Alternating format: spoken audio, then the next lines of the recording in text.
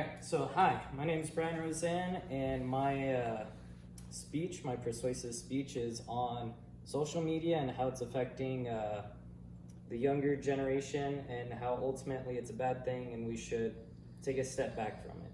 So first off, I'd like to just show, so these devices right here, a laptop and a cellular device, they've been around for not so long, early 2000s. And that's when about social media came about. Started off with good intentions by all rights. It was meant to be a way to connect with others from far away. It wasn't until recently, though, that we started to realize how much it was affecting the younger generation. A couple of sites that you may recognize would be Instagram, Twitter, Snapchat, Facebook. They're all forms of social media that you can interact with others online. In which, like I said, in theory, good idea, but in practice, it has turned out to be a little harmful to the younger generation. You might ask how it is so harmful to the younger generation. I have some good quotes. So, the best quote I can describe in order to just show how much it affects the younger generation is they're trying to find their place in the world. They're trying to figure out where they are in the social ladder, in which, due to the multitude of social media sites, is hard for them, where teenagers are forced to contend with each site's unique social infrastructure and demands of mediated society. So what that means is every site they go to, they need to make sure that they're connected with everyone, or where they stand, where you might have someone who is popular on Twitter, but then their Instagram may be lacking, and this causes a divide between their mentalities. Another thing that affects them is due to how each site is structured and how they might have more on one site than the other, is it brings competition much earlier into their childhood. And that's by Tucker, in which he describes greatly about how, because they need to be equal on each site, it's bringing competition where they might view Twitter as where they need to step it up, and Instagram they're fine, or Snapchat, or all that. And then the way they do this, another thing, is it's called likes. So likes are they're the currency of social media, so to speak, where likes are expressed by others and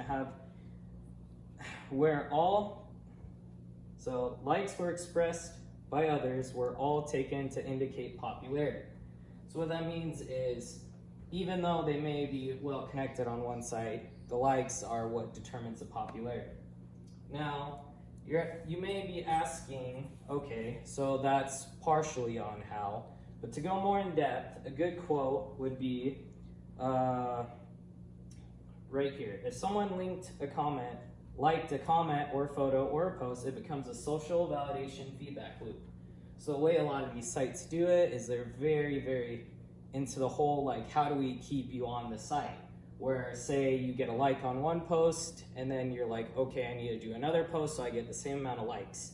Now that becomes harmful, where for every like that boosts a girl's self-esteem, a lack of responses for every like that boosts a girl's self-esteem, a lack of responses can cause her to question her worth. And that's by McAllister, in which, like I said, the way it works is they find that, okay, that posting in a lot of, likes, comments, whatever, it's going to cause their self-esteem to drop, and overall, not a good thing. And then lastly, you have a typical example. So this is a good example for who it's actually affecting. So the main people that are affected by it are younger women, who a typical example would be women who are as young as teens might have spent hours preparing themselves for a selfie to upload to Facebook, and that's by Nicholas Sue, in which that just describes how much time and effort they put into it. So in the end, it may be worth it, it may not, depending on how many likes you're gonna get.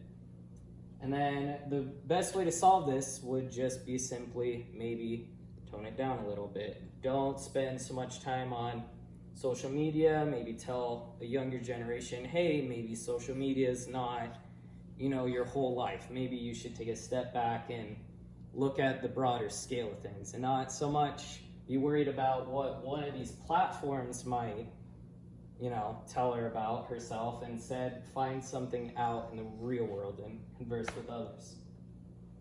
So, other than that though, like I said, best way I can see is just tone it down, tell them it's all right, you'll be fine.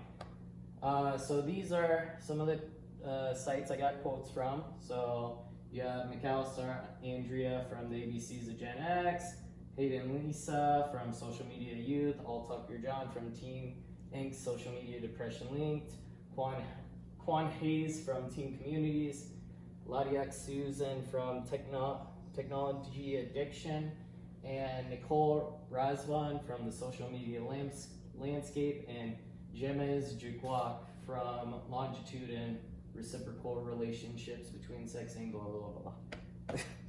Other than that though, thank you. Like I said, just maybe keep an eye out for teens and tell them social media is not everything. Thank you.